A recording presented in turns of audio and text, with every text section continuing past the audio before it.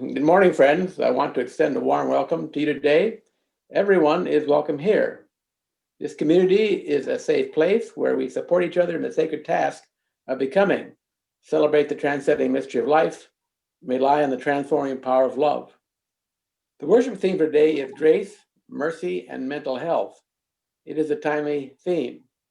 Several days ago, a crowd of protesters excited to violence by our president, who most likely suffers from a form of mental illness, stormed Capitol Hill in a futile effort to keep him in power. The president capitalized on his supporters' fears and incited them to savagery by further eroding their faith in the fairness of the last general election and by villainizing and scapegoating those who oppose him. The resulting mayhem and murder was horrifying for most of us. 5 people lost their lives. Many of us thought we were witnessing the beginnings of the destruction of our democracy. My heart, and this is probably true for many of you, was filled with anger and hatred. This is precisely why we must, during these trying times, strive mightily to live our faith. Hearts that are contaminated by the desire for vengeance cannot receive the wisdom of the ages, be informed by the transcending mystery, or experience the transforming power of love. We are now living with 2 pandemics. The first is the pandemic of COVID-19 virus that is trying to destroy our bodies. The second pandemic is the pandemic of hatred that is trying to destroy our souls. Strangely, the super spreader for both these pandemics is our president. Now, more than ever, we need to keep our feet on the pathways of compassion and understanding, let our eyes see the world through the lens of mercy and kindness, and make the work of our hands a means of grace. When our hearts are full of loving kindness, when our hearts are in a loving place, we are immune to the contagion of hatred our president is fomenting. We are privileged today to have Reverend Barbara Myers, an ordained UU minister and mental health professional. Reverend Myers is author of the book, Held, Showing Up for Each Other's Mental Health. She is a community minister with a mental health ministry based in Fremont, California. Is an assistant director to the Life Reaching Across to Life Peer Support Center and the author of a mental health curriculum for congregations. And she is also the president of the UU Mental Health Network. Wow, that's a lot of stuff, Barbara. Reverend Myers has also served on the UUA's Accessibility Committee beginning in 2005 and was active in the creation of Equal, that's UUAL, Access. She served on the UUMA's Task Force on Disability in 2017, 2018, and was active in the creation of the AIM program to make congregations accessible and exclusive for people with disabilities. How very fortunate we are to have Reverend Myers with us today. She will deliver the message and will be with us for the Circle Talk, which immediately follows the service. For me, the Circle Talk is the high point of the service. I hope you will all stick around for it. And now let us move to our announcements, which are printed in your bulletin. Did anyone have anything they would like to add to the announcements? I have a quick announcement, Jim. Yes, go ahead. This is just a little BUUF business. The board and the endowment committee over the last couple of months have updated our endowment policy, and we need to bring it to the fellowship for a vote on just a few updates about how we invest and how requests for endowment, how endowment requests are handled by the board and the fellowship and the congregation. So I'm not going to read the entire updated policy, but I am going to put it in the BUUF announced this week for everyone to take a look at. Feel free to contact me if you have any questions, and I'll direct you to the endowment committee or answer them myself. And then in 2 weeks, we will hold a vote for it. Thank you, Beth. I want to accentuate an announcement. We are having a book study, a combined book study with the Community Forum for Economic Justice in South Bend. It does say in the announcement that the study is limited to 12 people. It is limited to 12 people per session per group, but it's not limited to 12 people. If there is going to be, if there are more people than 12, we'll just have an overflow session. And we will, so if it's 12 or 24 or however many ever, you will be accommodated. There will be people. And also it would be good if you could sign up, but if you don't sign up, not a problem. And even if you haven't read the book, not a problem to show up. It has a very important message about how we see race in this country. So I would highly recommend that study. Are there other announcements that we want to accentuate or make? If not, and now Brett Maccani will kindle our chalice.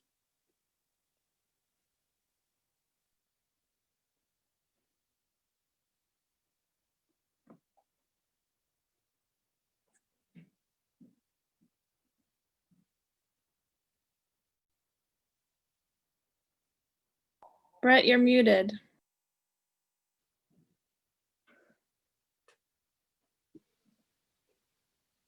I thought I was all ready. Okay.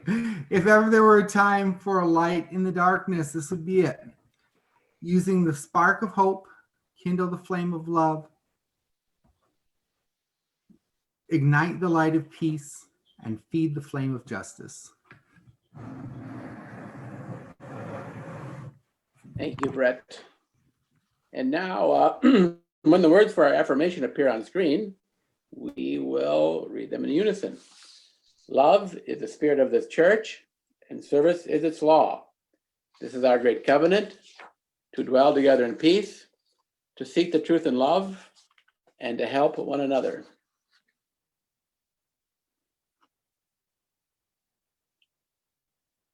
And now we all have, many of us have rather, joys and concerns. Perhaps there are joys or sorrows that are not mentioned. Those we will hold in our hearts also. And now we have a very special story for all ages. Moody Cow Meditates, written by Kerry Lee MacLean and read by Lisa Fuller. Lisa.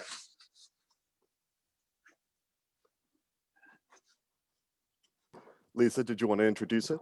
Yes, I do. Thank you. Yes. Good morning, everyone.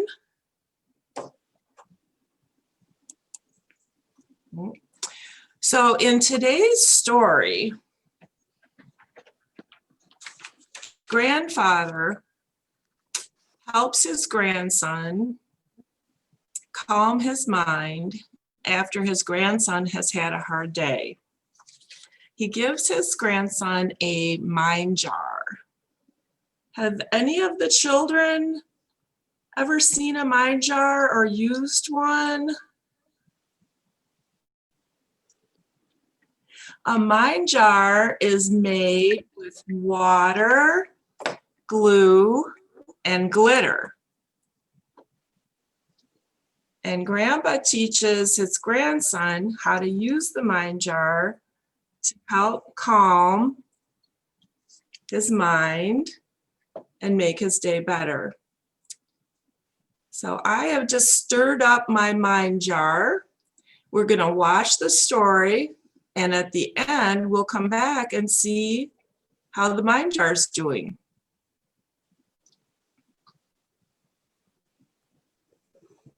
Moody Cow Meditates by Kerry Lee MacLean. My name is Moody Cow. It used to be Peter, but now it's Moody Cow. It all started one stupid, rotten day when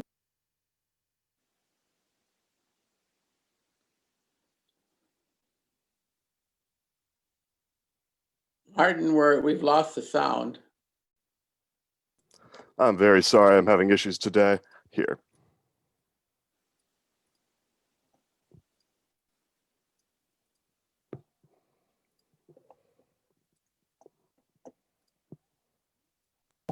It used to be Peter, but now it's Moody Cow. It all started one stupid, rotten day when everything went wrong. First, I had a bad dream, a very bad dream, which involved a giant, three-eyed alien. What a rotten way to wake up. I wanted to find my mom and tell her about the giant three-eyed alien, but I couldn't find her anywhere. So I admit, I was in a bad mood to begin with. Then I couldn't find my skateboard. Turned out my sister had borrowed it. Daisy, stop drawing on my skateboard. Okay, maybe I overreacted when I pulled her tail, but it was a brand new skateboard. So then Daisy had to get me back by tripping me on the stairs.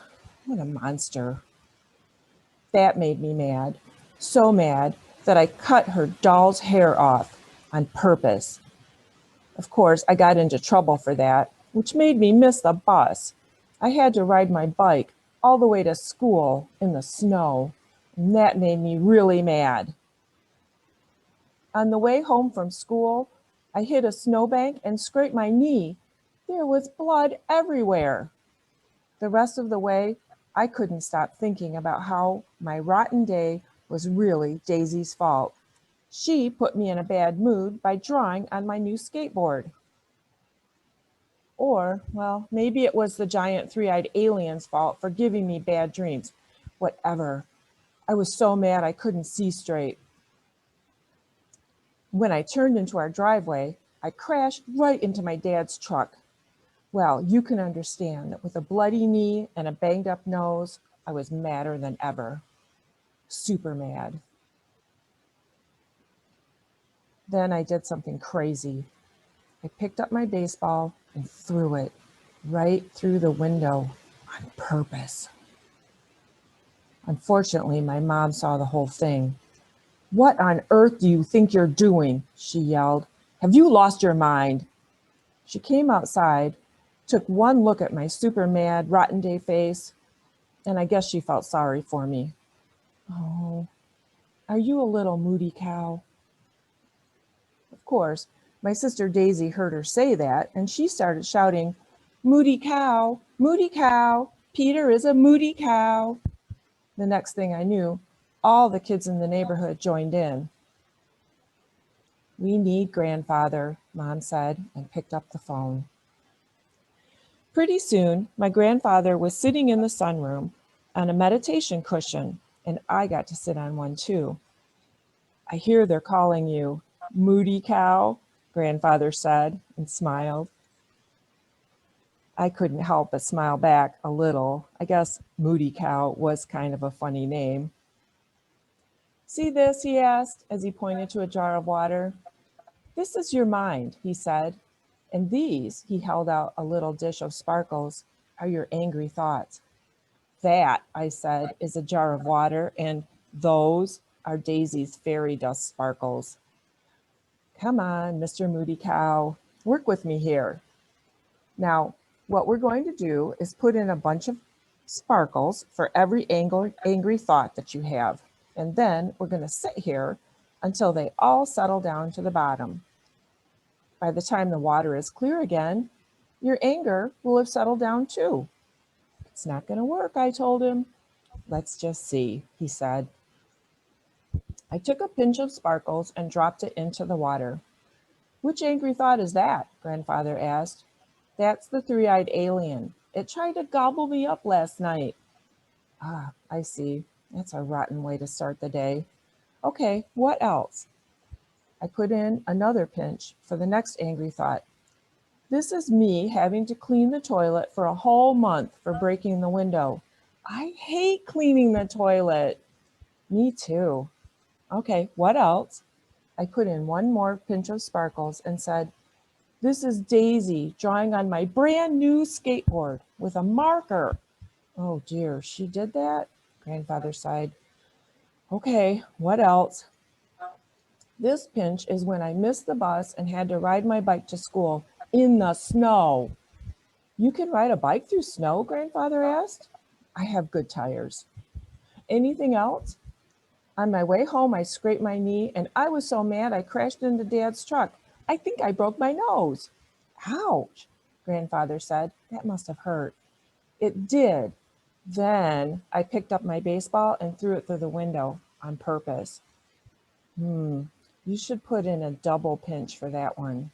I guess you really did have a moody cow day." "I sure did." Is that all? Grandfather asked. Yeah, but it's a lot. It sure is. Grandfather put a lid on the jar and shook it up real good. This jar is like your mind right now, he said. Angry thoughts bouncing around all over the place. Let's see what happens when we let your angry thoughts settle down, Grandfather said, putting the mind jar in front of me. Just sit quietly and see what happens. I sat up real straight, and then I got to ring the meditation gong. Bong. I sat watching all my angry thoughts swirl around like crazy in the jar.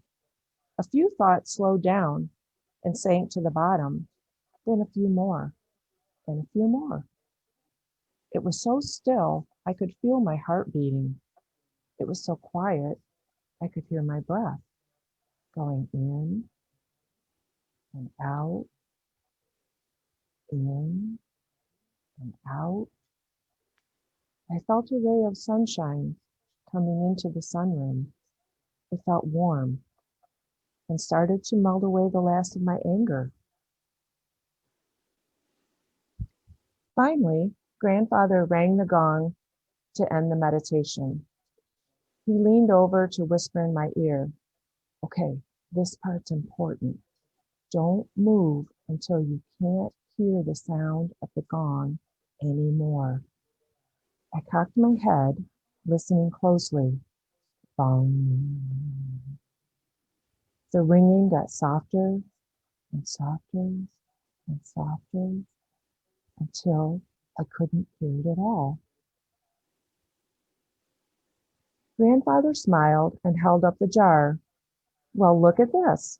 All the sparkles have settled down, he said. And my angry thoughts have too, I said. I mean, I guess if I think about it, I could get mad again.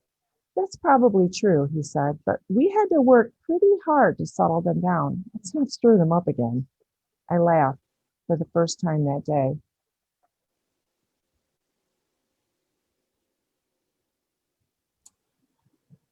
I went to my room and put the mind jar by my bed, just in case the three-eyed alien ever comes back.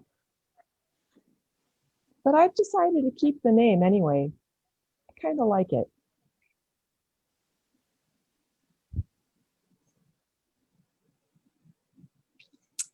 And here is our mind jar, and all of the glitter has settled down during the time it took for us to listen to that story. So if you'd like to make your own mind jar at home, you just need a little clear glue, a jar and water, and your favorite color of sparkles. Enjoy. Thank you, Lisa. That was delightful. I'm going to make one for myself.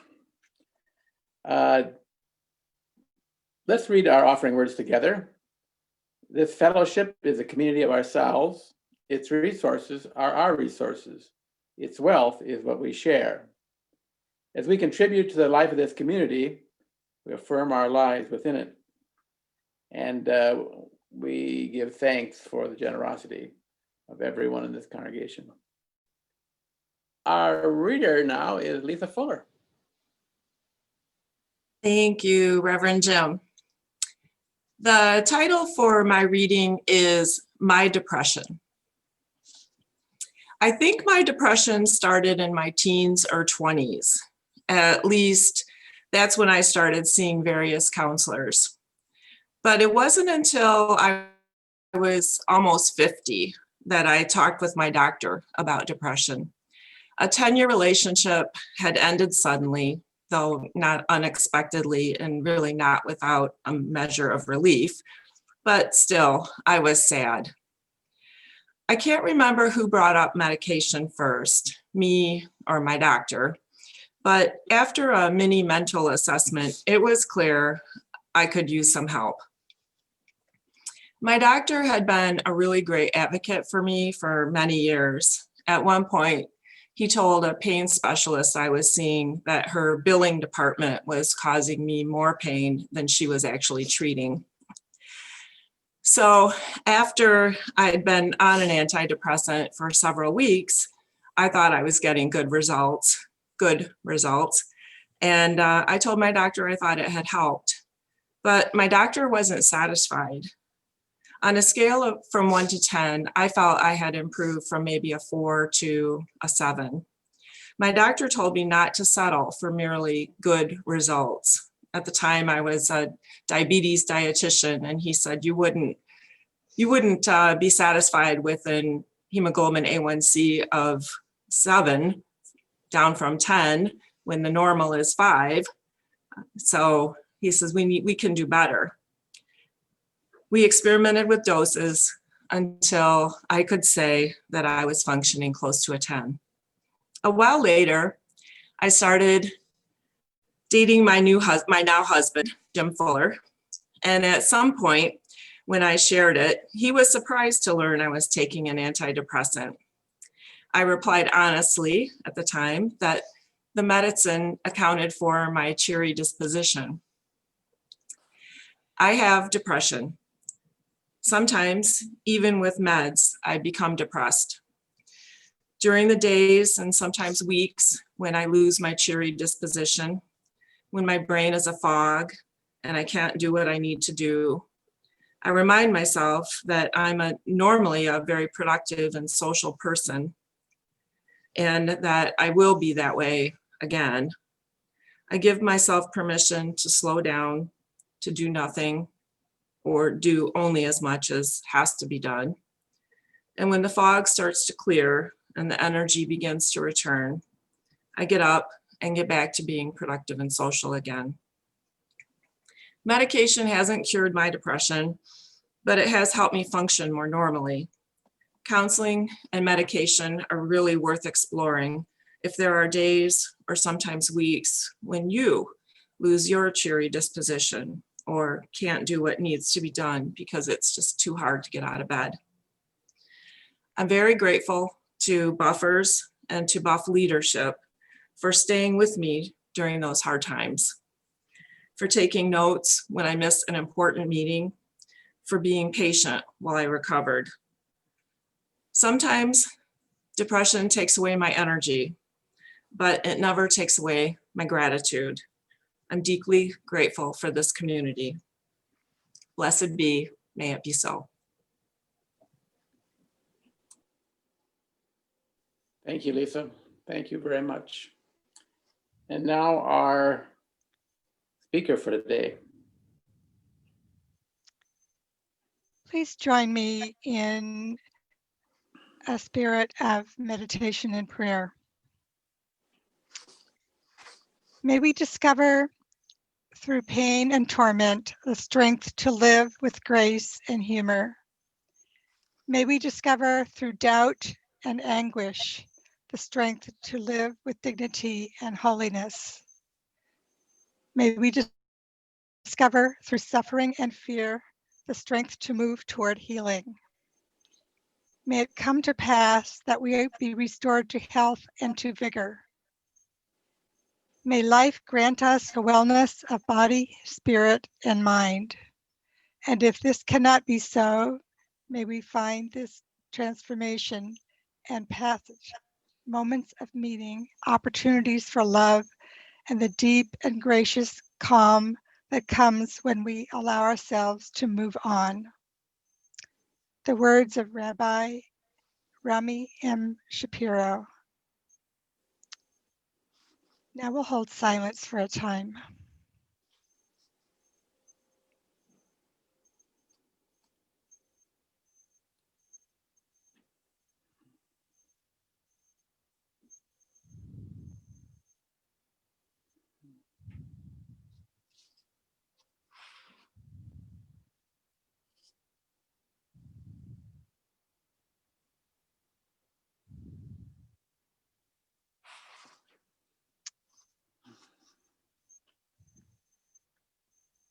Amen.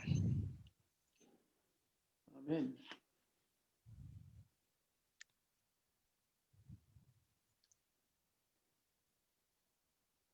Okay. Well, Jim introduced me. I'll just have a few words of introduction here for myself. I've been a UU community minister since 2004, and I'm affiliated with Mission Peak UU congregation in Fremont, California. And my ministry focuses on mental health issues. I am the assistant director of a peer support organization. I'm the board president of the UU Mental Health Network, and I'm part of the Equal Access Disability Organization Leadership Circle and the UU Addictions Ministry team. So I'll start with some stories here. There's a woman in UU congregation who told me this story. She and her husband were trying very hard to support their daughter, who had been recently hospitalized in a psychiatric ward of a hospital. And they both worked, and they were rushing there every evening after work to give her support and let her know that they cared about her. Then one day, they got a phone call from someone in church, and they told them that there's this other person in church who had just been hospitalized, and people were bringing casseroles over to the people's house to help out with meals, help the family out with meals while we're trying to support their family member in the hospital. And could you please bring a casserole to this other people's house? And they tried really hard. They made a casserole. They ran over and gave it to the other family. And then they went back to get to the hospital in time to see their daughter in the evening. And there's some time during the evening, the woman told me, she thought, wait a minute, our family has someone in the hospital too, and no one's bringing casseroles over to our house. Is there a double standard here?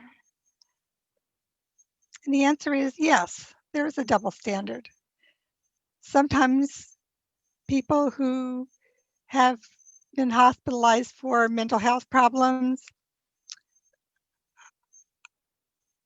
are either because their family doesn't want anyone to know, or because people just aren't comfortable helping or whatever, they don't get help like any other illness, someone with another kind of illness. And it's probably true for this, also for families where there's someone who's gone into rehab. So my message here is, for the day, is that we have to stop this no casserole disease. There needs to be understanding that these people are suffering too, and their families, and they need help as well. So talk a little bit about mental health. Some of you may have already know some of this. 1 in 5 American adults each year are diagnosed with a mental health problem. And also, out of those people, nearly half coexist with addiction. And this has been worse in the pandemic. I've now heard that's 1 in 4 rather than 1 in 5. So any Sunday or any Zoom Sunday, the pews or the Zoom screens are filled with people living with mental health problems and their loved ones, and many of them are suffering silently. So it gives just a few definitions of what mental health and mental disorder are. This is from the American Psychiatric Association. Mental health is defined as the successful performance of mental health function, resulting in productive activities, fulfilling relationships with other people, and the ability to adapt, to change, and cope with adversity. And a mental disorder, the clinical definition is a behavioral syndrome creating impairment or distress in thinking, mood, or behavior that has been diagnosed by a mental health professional. So, and another really important concept to get down is that you aren't only either mentally healthy or mentally ill. It's a continuum, and people throughout their lives are living on the continuum and sometimes going back and forth depending on what happens in their lives. So what does it mean to recover from a mental health problem? Mental health recovery is a process of change in which people improve their mental health and wellness. They live in self-directed life and they strive to live their full potential. And I want you to know that it's not necessarily the absence of symptoms or the absence of a need for medications. It's a process of how you be able to live your self-directed life and up to your full potential. Okay, we're gonna go there. Okay, I'm going to tell you a little bit about my story. The picture there is a picture of me 42 years ago when my daughter was born. I had a severe postpartum depression and I was hospitalized as a result of it because I was suicidal. I had a feeling like I felt like I was a damaged human being, and it was a very traumatic experience for me to be in the hospital. I didn't want to be anything like these kind of people that were in the hospital. And I felt that way for many years. When my daughter was about 8 years old, even though I was able to have all of the advantages, I had a loving family, a beautiful little girl, a good job, a wonderful home, no money problems, a great psychiatric support, all of that. And yet I was miserable all the time. And I told my doctor finally, after years of this, that I didn't want to live my life like this anymore. So he and I embarked on a regular process of psychotherapy, and we really tried to understand what what is it that's going on here. And one of the things he asked me during this process was, what are you doing for yourself spiritually?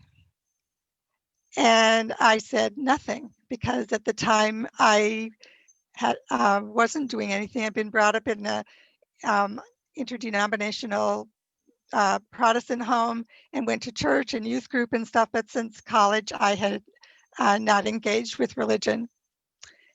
And so he said, well, would you like to learn how to meditate? And my reaction when he told me that was, what? You gotta be kidding me. Sit around and do nothing? How's that gonna help anything? I was doing and more doing. Wanted to find out what else I could do. But I had promised myself that I was going to do anything that he suggested because I was really very unhappy with how I was living. So he gave me a book about meditation, and I went home and read it and tried it out, 5 minutes here, maybe 10 minutes the next day. And after a period of about 2 weeks or so, I went back into his office and I said to him, I don't know where it came from, but I'm happy. And I'll never forget what he said. He pointed at me and he said, it came from you. And it was one of those times where I just completely realized what he said was true, and that there was happiness and it came from inside. It wasn't something that I got by doing more and more things. It was letting it emerge. And it resulted eventually in having a spiritual experience of my own. And I will say that it wasn't unlike a rebirth, if you want to use that term. and eventually led me to start going to church. I went to a UU church because I thought that was actually thought the word universalist sound like what I really believed now. and then I helped to start a UU congregation in Fremont, which is where I live, and eventually retired from my previous job and decided to go to seminary and become a minister, and been doing this now for this is the 17th year that I'm doing it. So I was previously a software engineer and I worked for IBM, and I was able to retire from that and now have a new career. So I still need to take antidepressants, and I still need to be conscious of when I'm going down and understand what it's going to take me to get better. But I consider myself to be in recovery from depression. So we'll talk a little bit about what a mental health ministry is, and it involves healing the whole person. So yes, the medications were important, but also there were a lot of other things that were important too. And this is a chart from the Substance Abuse and Mental Health Association of U.S. government, SAMHSA.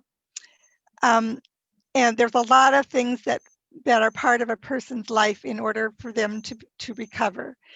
Not only is there the spiritual, there's also intellectual, learning things. There's physical, taking care of your body. There's environmental things like being able to go outside, be in fresh air. Financial considerations.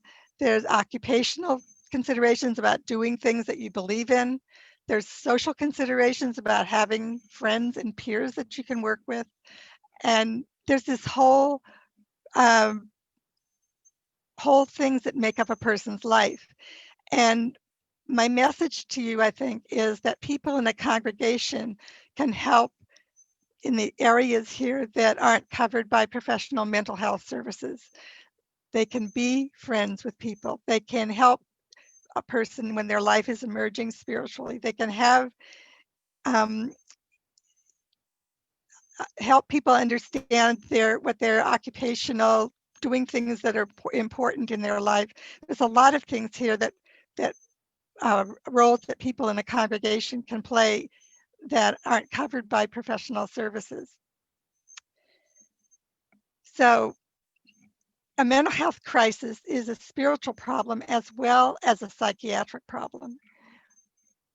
A person may experience existential doubts about their selfhood, about what is truth, about its meaning, what is love, what is their own personal agency, and it might undermine their faith in divine or their belief in justice.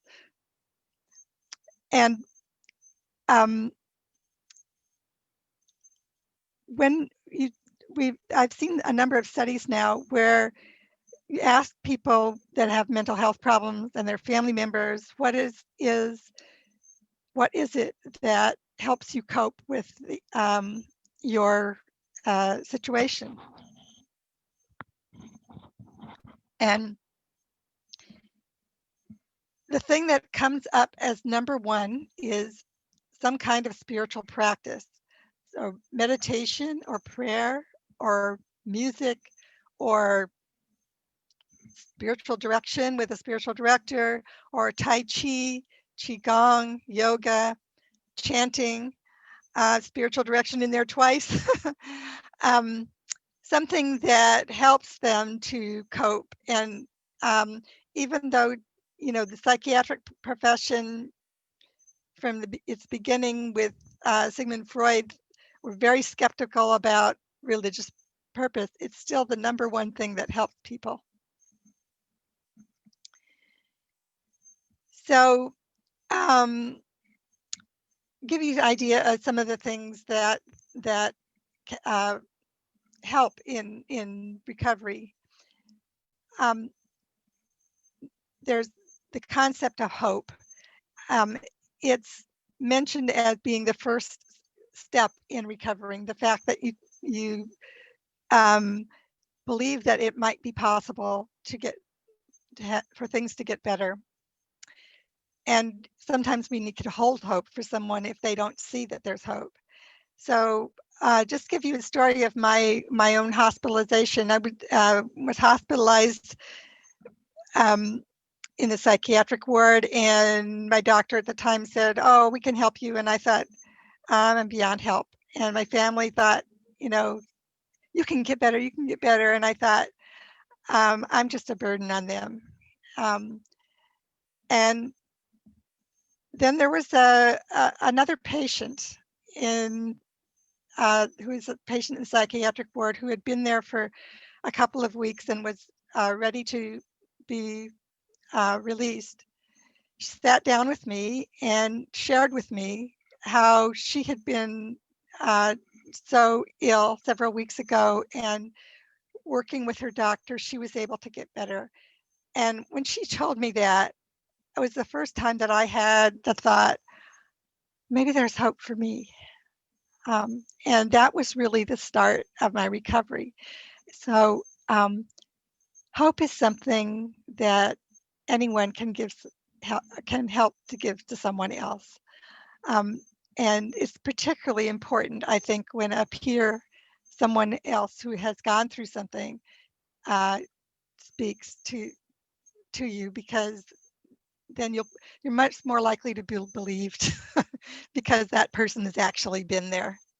There's sort of foundation of all kinds of peer support movements, like Alcoholics Anonymous or any of the other mental health peer support movements that there are. So another really important element is presence. What presence means is that you are with the person, listening to them actively without judgment, and validating their feelings, not giving advice, not telling them what to do, but just being there for them. It's really a gift. So let me give you a story from when I was an intern minister.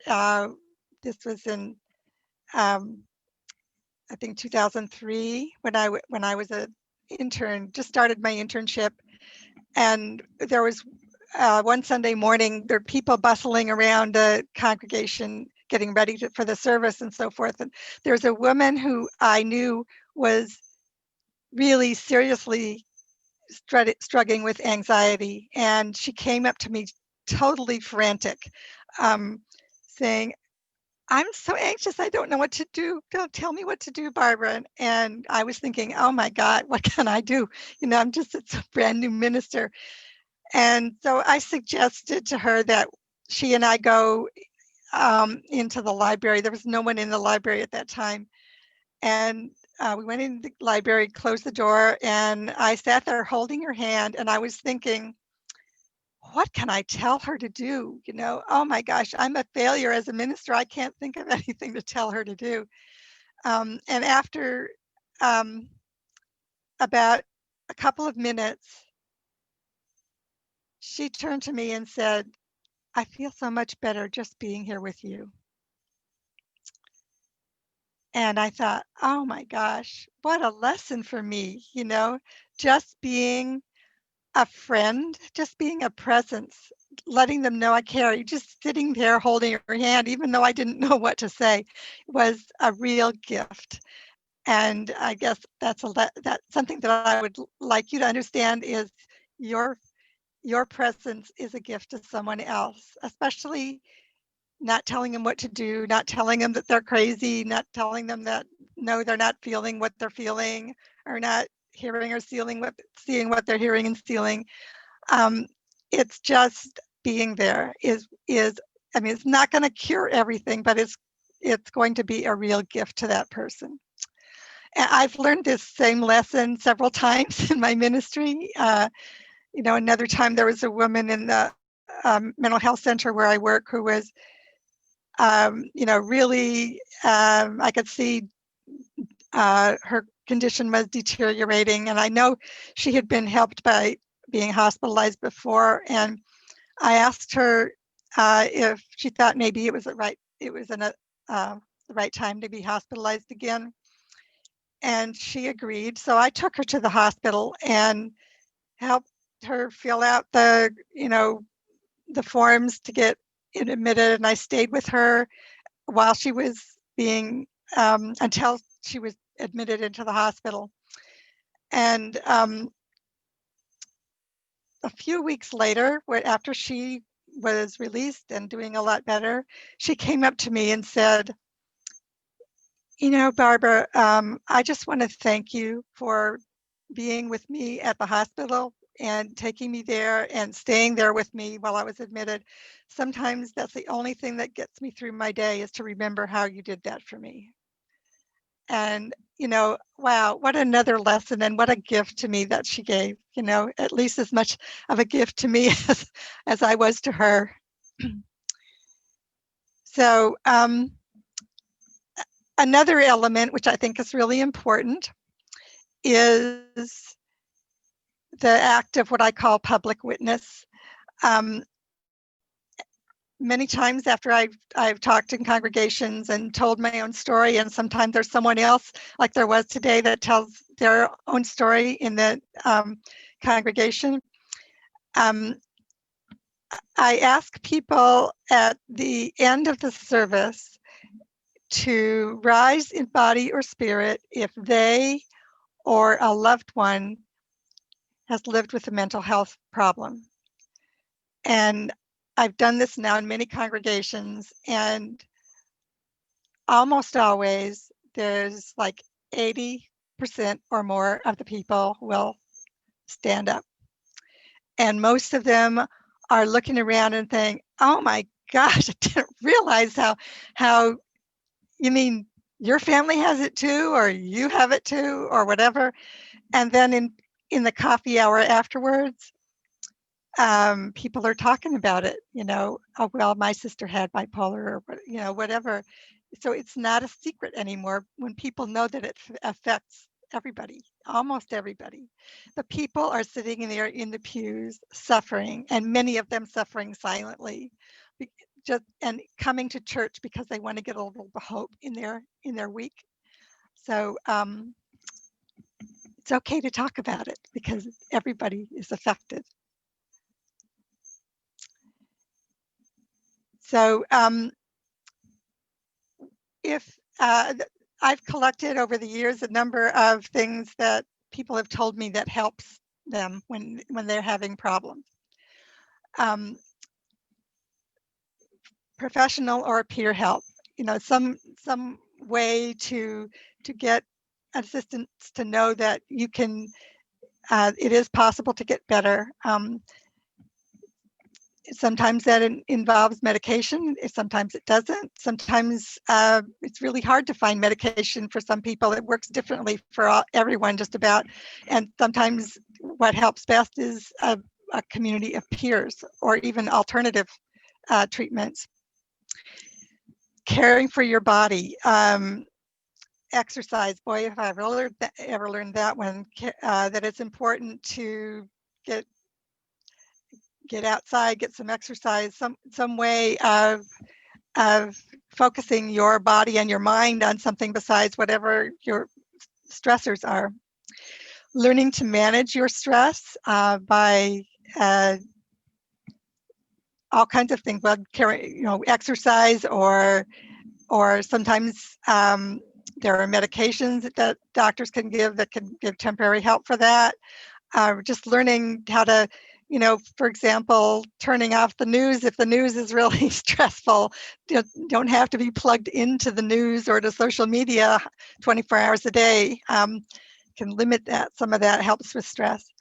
Being aware of your emotions, knowing when what the sort of the warning signs are that you might be having a problem coming up, and learning for yourself what it is that helps you.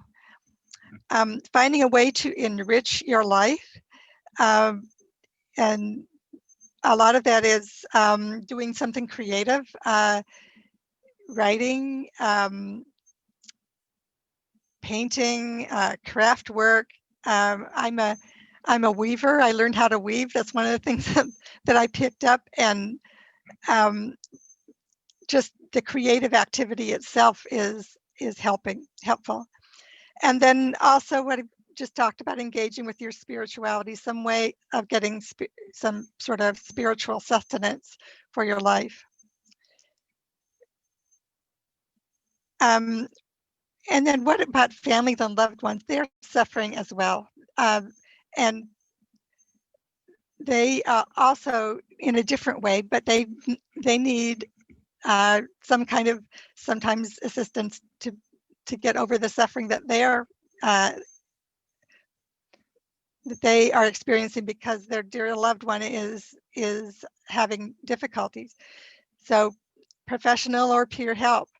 One of the I have the sign here, the National Alliance on Mental Illness, or NAMI, has a program called Family to Family that teaches, it's a peer, a family that have been through this are helping other families go through it. It's very helpful for people that are that have families. Learning how to communicate effectively with your loved one, to know what kinds of ways that you can communicate with them when they're distressed or even delusional. What kind of things can one do to in order to get your point across, and to let them know that you care about them, and helping them to live with their situation. If they're having difficulty with something, try to help them, talk through it or whatever, and helping them live with it, helping them to get out and get some fresh air, helping them to make sure that they eat well. A lot of those things are really important. And then also it's really important to have a life of your own, and not get totally enmeshed in whatever's happening with your loved one. So COVID has exacerbated a lot of these problems. I know the UU Mental Health Network recently did a survey of various UUs and asked them if, what kind of stress they were feeling, and there were a lot of them that were feeling under stress. And we asked them also, how is COVID and the political situation and the situation with racism, how is that all affecting their mental health? And most of them said to a great deal. So there's a lot of this, and it isn't just UUs, it's in society in general. So the things that I think are important is to, accept that fear and uncertainty are normal. It isn't something that you're mentally ill because you're afraid of what's happening. A lot of what's happening, it is normal to be fearful that you need to take care of yourself. You need to wear your masks. All of those things are normal to take care of yourself. Creating new routines for yourself, regular sleep and wake times. Sometimes if we're not working, it's really easy to get really sloppy about this, and creating a routine for yourself that helps out. And then also limiting news and social media to respected sources and individuals, and even limiting how much when you do it during the day. And then finding humor in every day, having an attitude that there's something that we can find to smile at or laugh on, or can we find something beautiful to notice every day? And also being learning how to be non-judgmental and not reactive as much as possible. Learning how to take care of yourself well, what I call here reinventing self-care. Stay hydrated, eat good things, good food, get outside, do exercise, engage in spiritual practice, and engage with loved ones and your pets. Sometimes people say that what really helps them is their cat or their dog. And then also might think of reframing the whole thing.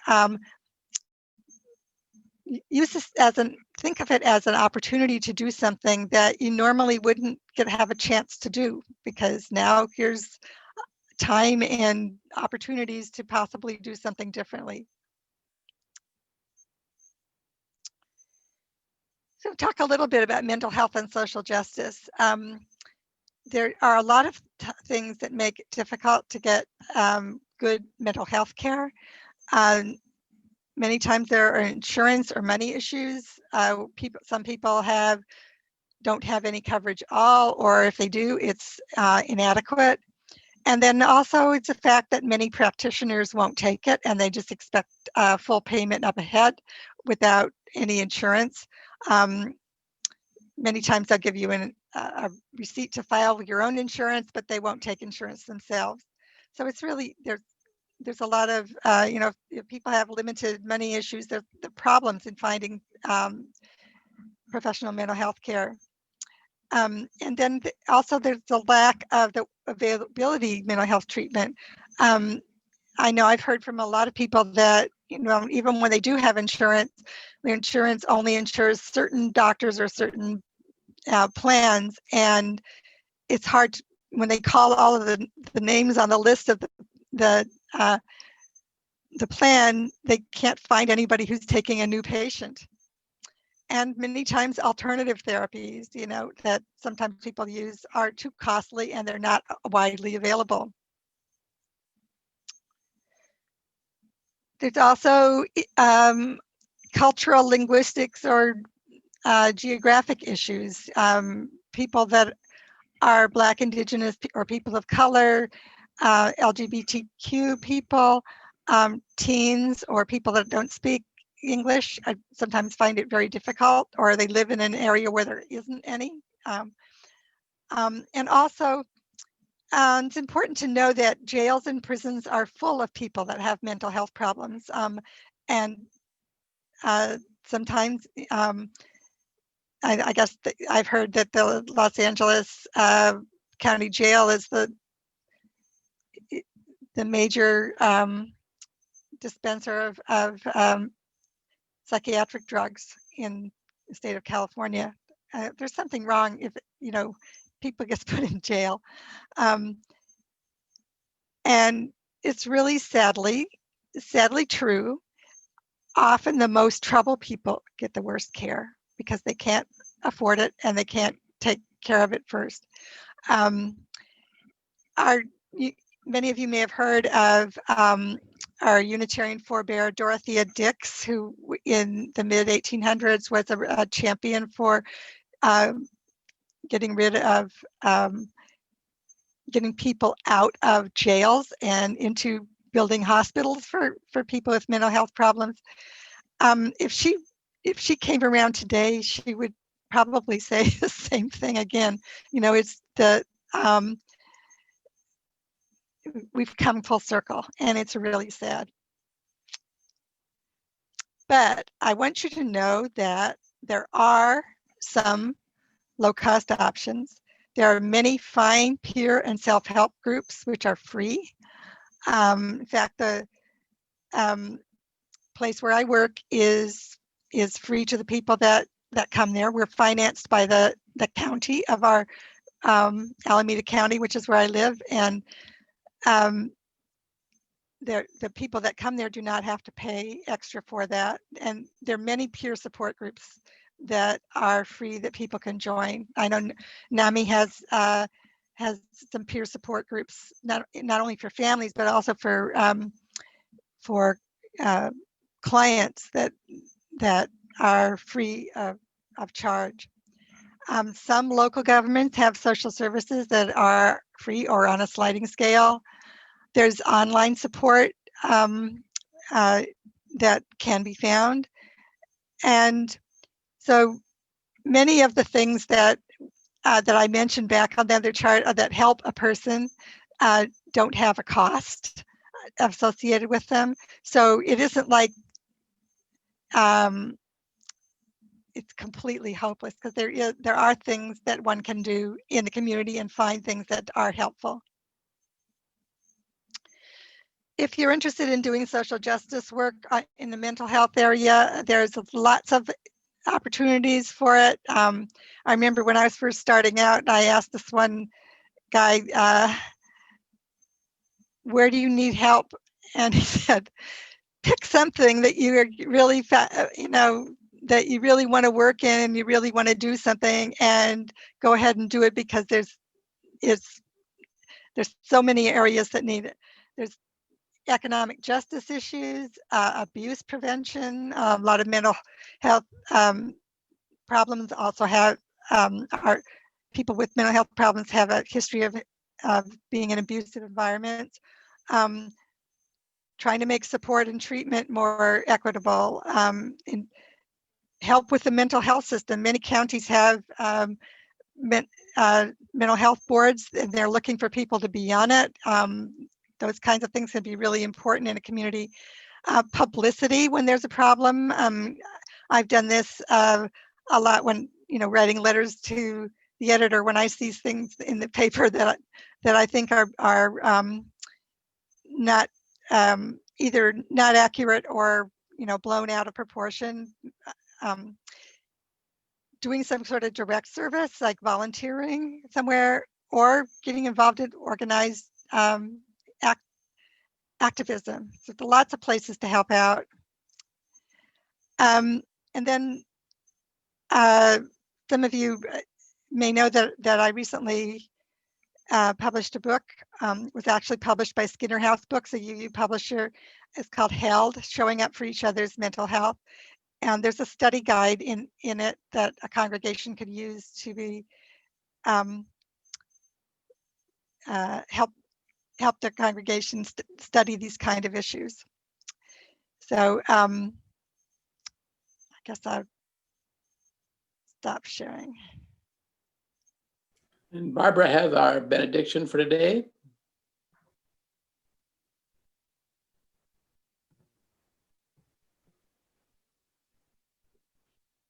I'll give you the words of Anne Weems. In the God-forsaken, obscene quicksand of life, there is a deafening alleluia rising from the souls of those who weep, and from those who weep with those who weep. If you watch, you will see the hand of God putting the stars back in their skies, one by one. Go in peace. Return in love. Amen. Amen. And Brett has our chalice extinguish. Flame is extinguished, but not our hope for the future, our courage in the face of crisis, or the love we share in all the world.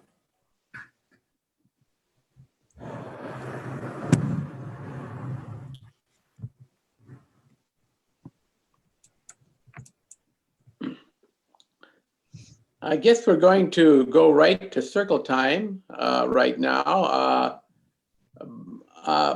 Barbara, are you going to be doing the circle time, or do you want me to do it and just kind of have people kind of put questions to you, or Yeah, that's fine. People can have questions to me. I think we're having a poll, right? Or do you want me to? Let's see. Yeah, let's do the poll first. I Okay. forgot about that.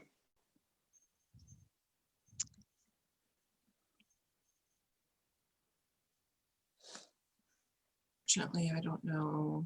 I thought Joanne was doing the poll. Okay. There's one question in the poll. Have you or someone you loved ever suffered from a mental health problem? Yes. Am I voting? Can't tell. I think I voted. Yeah, it's going.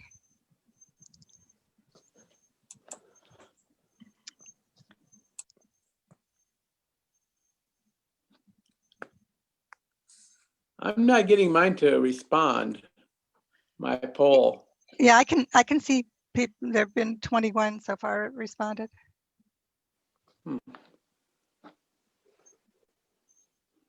I submitted mine, but was told that the poll closed before I submitted it. Mine went through fine, from what I can tell. So we have mixed results, looks like. Okay, I'm gonna click this. Can you see that? Showing the results? 100%. Look at that.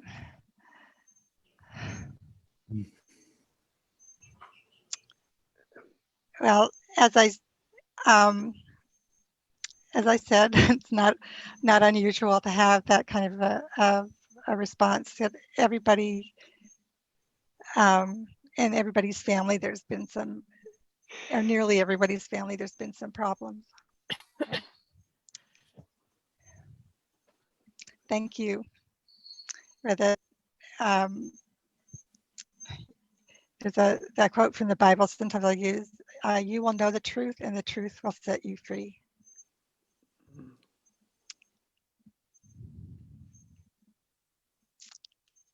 I actually used to have that quote hanging on my office door. It had a picture of a rag doll being put through the ringer of a machine. It said, you shall know the truth, and the truth shall set you free, but first it will make you miserable. So